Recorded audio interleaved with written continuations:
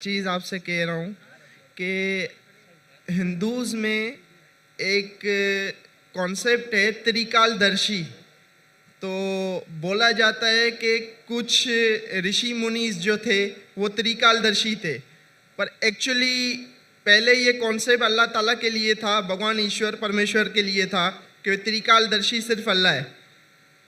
मगर मुझे ये महसूस होता है कि भाई साहब, आप मुसलमान है कि गैर मुस्लिम है? गैर मुस्लिम।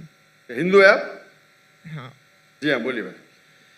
मगर वहाँ पे ये चीज़ हुई कि हिंदुस्तान में जैसे देवबंदी और बरेलवी मसलक भी वहाँ पे रहे, तो क्या ये नहीं है कि त्रिकालदर्शी का कॉन्सेप्ट बरेलवी मसलक जो है वो हुजूर अकरम सल्लल्लाहु अलैहि वसल्लम के लिए भी लेता है सेम, कि वो प्रेजेंट पास्ट फ्यूचर तीनों जानते हैं, जबकि ये कॉन्सेप्ट वही चीज़ है जो मतलब हिंदू सूफियास के लिए कहते थे, और अभी भी मतलब कुछ ऐसे हैं जो हज़रत अली के लिए कहते हैं और कुछ हैं जो मुख्तलिफ सेंस के लिए कहते हैं कि वो त्रिकालदर्शी हैं।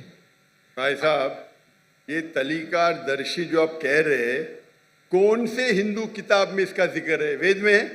हवाला देंगे आप मुझे जरा? वेद में है क्या, उपनिषद में है क्या, भगवत गीता में है क्या, महाभारत में? ये त्रिकालदर्शी है किधर? आपको पता है किधर है? नहीं, तो मैं ये जानता हूँ। भाई साहब, हाँ। अगर कुछ आप, मैं हिंदुइज्म का स्टूडेंट हूँ, मैं हिंदुइज्म पढ़ चुका हूँ। जो वेद में लिखा है उसे कहते हैं अवतार। ये त्रिकालदर्शी लेके आप बोलते बरेलवी बोलते, किधर से आप लेके आ रहे? वो बरेलवी आप किधर से, ये कौन सी किताब में लेके आए? हिंदू की कौन सी किताब में लिखा है ये? क्या आप अपने जहन से बोल रहे?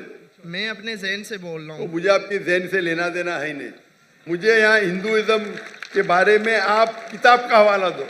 नहीं मतलब सुनिए मेरी बात। अगर आप बोलते हो हिंदुइज्म मत बोलो, बोलो मेरे मैं जहन से बोल रहा हूँ। आप जब हिंदुइज्म का हवाला देते हैं तो मुझे सबूत चाहिए। अगर मैं इस्लाम के बारे में कहूँगा तो मैं सबूत पेश करूँगा। कुरान का हवाला सूरा नंबर ये, आयत नंबर ये।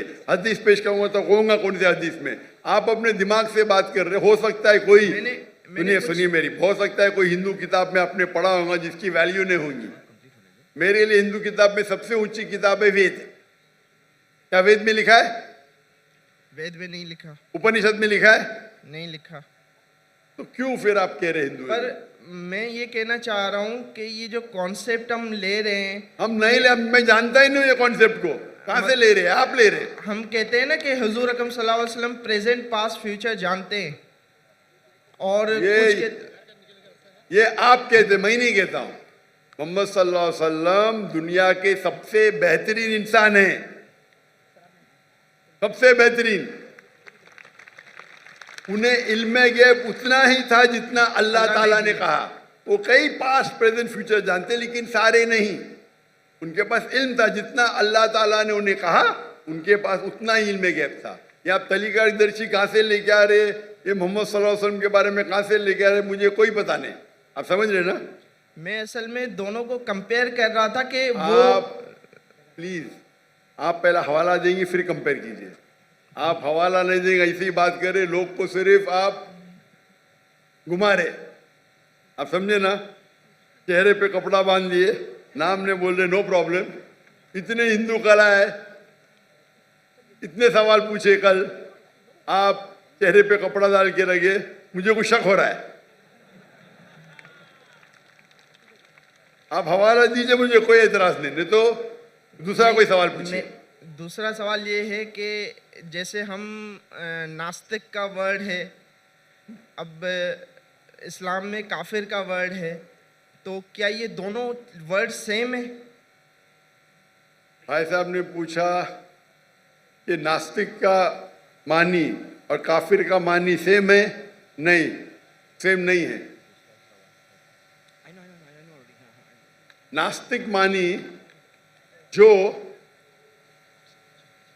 खुदा या ईश्वर को नहीं मानता, वो कहता है इसका वजूद ही नहीं है, एथियस्ट। नास्तिक मानी एथियस्ट। मतलब वो कहता है खुदा का वजूद ही नहीं है। काफिर के मानी वो है जो कुफ्र करता है, छुपाता है। काफिर आता है अरबी वर्ड कुफ्र से, मतलब छुपाना। और इस्लामिक टर्मिनोलॉजी में काफिर उसे कहते हैं जो इस्लाम के हक को झुटलाता है। छुपाना या झुटलाना उसे कहते कुफ्र। अगर अल्लाह सुब्हाना व तआला या अल्लाह के अहकाम को नहीं मानता है और झुटला आता है, उसे कहते हैं हम काफिर। तो काफिर नास्तिक हो सकता है, नहीं भी हो सकता है। ये दोनों लफ्ज अलग है, लेकिन नास्तिक मानी जो खुदा में नहीं मानता। काफिर खुदा में मान सकता है लेकिन गलत खुदा में मान सकता है, उसे कहते हैं इंग्लिश के अंदर आप जो काफिर कह रहे हैं उसे कहते हैं एथियस्ट। नास्तिक को कहते हैं इंग्लिश में एथियस्ट, काफिर को कहते हैं वन हु रिजेक्ट्स। दोनों में फर्क है। हो सकता है कभी नास्तिक और काफिर एक हो जाए, वो नास्तिक काफिर हो सकता है, काफिर नास्तिक हो सकता है, दोनों के मानी अलग है। नास्तिक मतलब जो खुदा के वजूद में नहीं मानता है, काफिर वो जो झुटलाता है। हो सकता है कि इंसान खुदा में मानता है लेकिन सही खुदा में नहीं मानता है, वो भी काफिर हो सकता है। तो काफिर जरूरी नहीं नास्तिक होना, हो भी सकता है, नहीं भी हो सकता है। Hope the answer the question. Doctor साहब आपसे 15-20 मिनट। भाई साहब आपका वक्त हो गया खत्म, बाकी लोग को वक्त दूं कहने में। जी कोई और भाई सवाल साहब, के लिए? बाकी लोग को वक्त मुझ कर दीजिए। बहुत शुक्रिया आपका। कोई और सवाल के लिए?